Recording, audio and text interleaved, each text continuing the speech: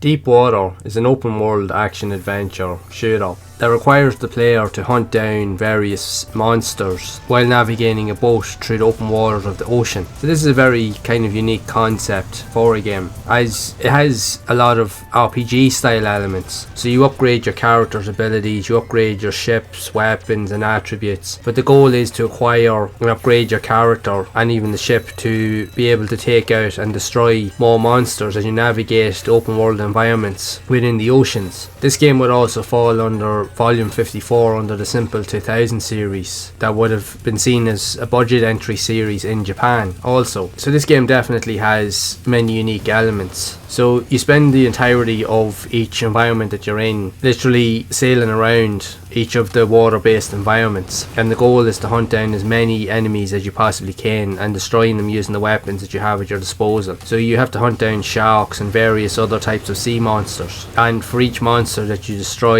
you will be able to earn points or earn money that you can then use to upgrade your ship even further and even acquire more weapons that you can do more damage. But you also have to be mindful that your ship can take damage as well, so you have to be able to maintain and repair your ship as and when necessary. So at the start of each level you have like a central hub that you can access, a shop that will allow you to upgrade your character's abilities, upgrade parts for your ship, even buy new weapons and even ammunition for the weapons as well, so that you can continue on your journey. So the game does have a lot of RPG style elements. It's a very different and unique style of game, although this is a budget game in its nature, but it definitely has some cool features and hidden objectives and just various different elements that you often wouldn't see in many games. And the funny thing is about it, even for myself having played it and even other reviews and other articles that I've found information around online, one of the things that seems to be apparent with this game is, yes, it may not appeal to everybody, but the ones that have played it, it's one of those games that at first glance you probably won't take to it the first time you play it. A lot of people, from what I have seen online, had the same experience with the game, where when they first played it they didn't really understand what to do or really understand what was going on, so they found that they just left it on their shelf and didn't play it again for a couple of months, in some cases even a couple of years, and then they decided to play it again and then suddenly it clicked, they understood what to do and they found that they actually had really good experience in the game. Although when saying that, the game is quite short, it won't take you long to finish everything that the game has to offer, but it just does it in a good way and it does present a very different experience to your typical action adventure games that you would see on the system. And with it being a more budget style entry, it's probably one of the better ones out there in terms of what's being offered. Yes, the controls can take a little bit of getting used to and can be a little bit fiddly starting off, but once you put a bit of time into it, it actually genuinely is a decent game. There's a lot of really cool features and some really cool aesthetics to the game that definitely suits the tone and the style that the game is really going for. But it really just depends on your own preferences and your own play style. If you're looking for something a bit more unique and even yet obscure, this is a game that I would recommend that you try out. It won't be for everybody, that's granted, and with it being a budget game it's probably even more so, but it definitely means that it's definitely going to be different, let's just put it that way, and that is its calling card really, as it is different. There's very few other games, if anything, like it out there, so for that alone it is worth an experience. It is worth a try just to experience that alone. So I would love to know your thoughts of Deepwater for the PlayStation. Is this the type of game that you would actually like to see yourself playing, or have you played it already, and if so, have you enjoyed the experience and what do you think of it overall? Be sure to share it down in the comments below, and if you have enjoyed this video, make sure to leave a like, subscribe to the channel and hit that bell to be updated with future videos. And if you would like to see more content around other types of more obscure games like this, also released on the PS2, then you can check out the playlist on screen to see more of those games in action, and I will see you all in the next one.